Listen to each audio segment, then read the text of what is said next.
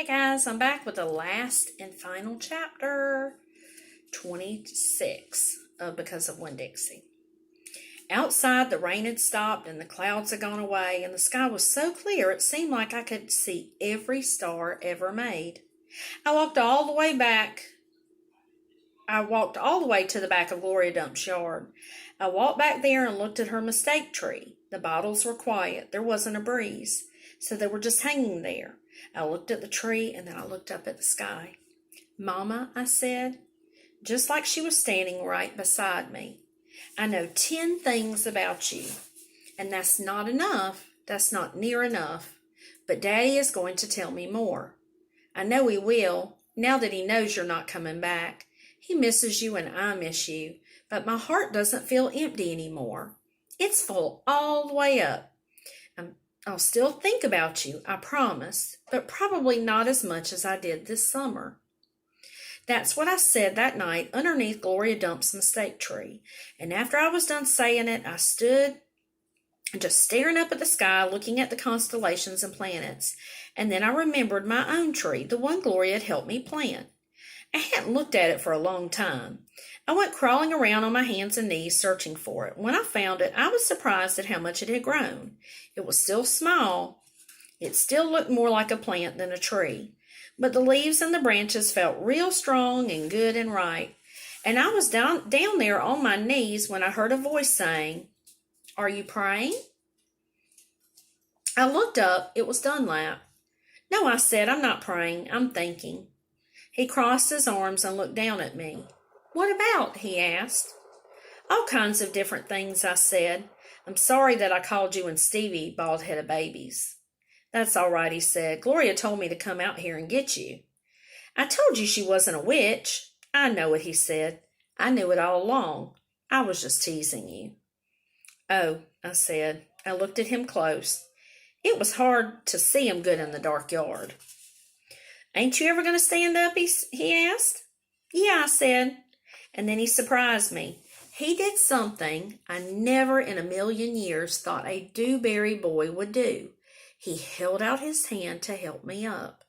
And I took it. I let him pull me to my feet. "I'll race you back to the house," Dunlap said, and he started to run. "Okay," I shouted, "but I'm warning you, I'm fast."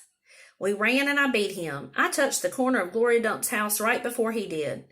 "You shouldn't be running around in the dark," said Amanda. She was standing on the porch looking at us. "You could trip over something." "Aw, Amanda," said Dunlap, and he shook his head.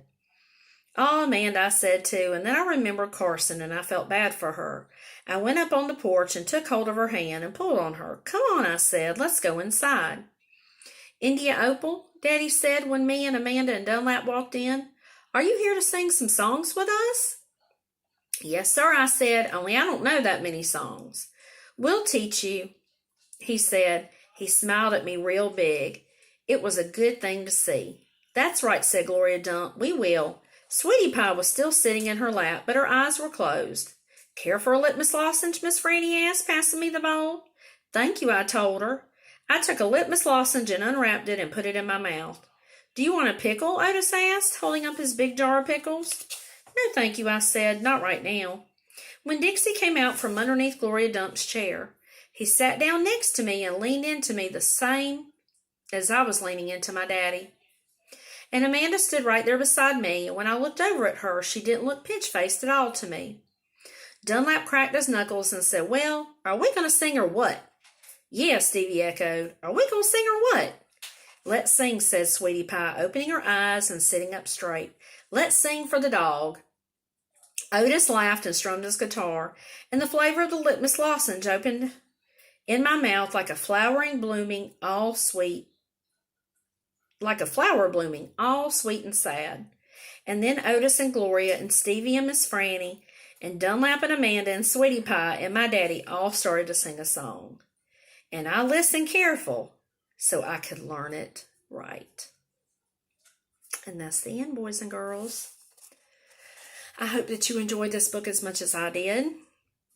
There's definitely a lot of themes in this book, a lot of lessons that we can learn about friendship, being a good friend to others. In the beginning of the book, we know that Opal was very lonely, and slowly throughout the book, she acquired more friends. She reached out and she became friends with Miss Franny and Gloria, Sweetie Pie, and then eventually even became friends with Amanda and the Dewberry Boys.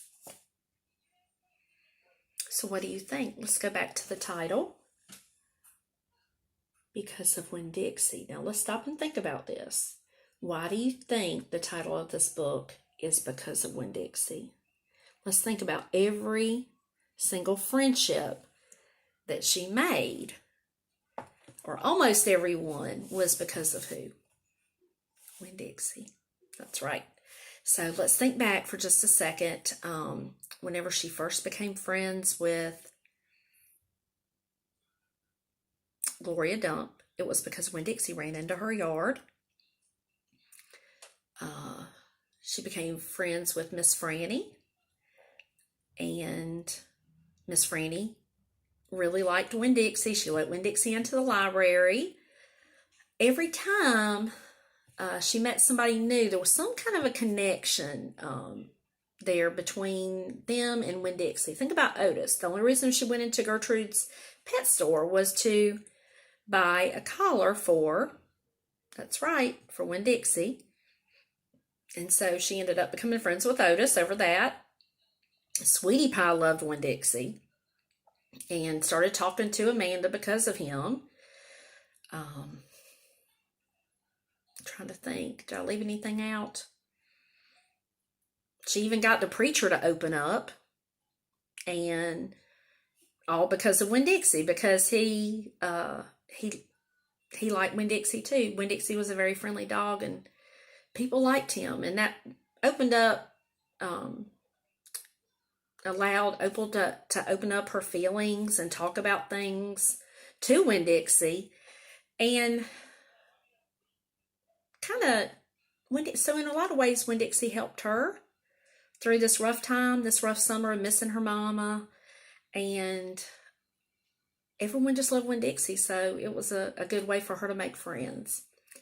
Guys, I hope you enjoyed this book, and we finally reached the last chapter, so this will be the last video. Also, I'm actually recording this here on Thursday, the 28th, which is your last week of school, or of last week of, right, well, actually yesterday you turned in your packet, so school's pretty much over now, and I hope you all have a wonderful summer.